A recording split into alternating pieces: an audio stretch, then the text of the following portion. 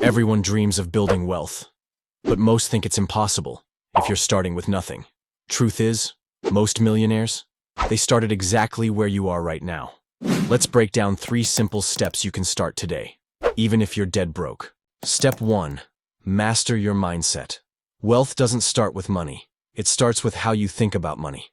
Broke mindset says, I can't afford it. Wealth mindset asks, how can I afford it? Tiny shift, massive difference. Before you can build wealth, you have to believe you can. Step 2. Skill up. Fast. If you have 0 money, your skills are your currency. Learn a high-demand skill. Copywriting, design, sales, content creation. You don't need a degree. You need YouTube, Google, and consistency. One skill can change everything in 6 months. Step 3. Invest early. No excuses. Even $5 a week is better than waiting for the perfect time, because time in the market beats timing the market. Compound interest is real, and it doesn't care where you started. It only cares when you started. If you're ready to build wealth from nothing, drop a comment and subscribe for real strategies. No fluff, just facts.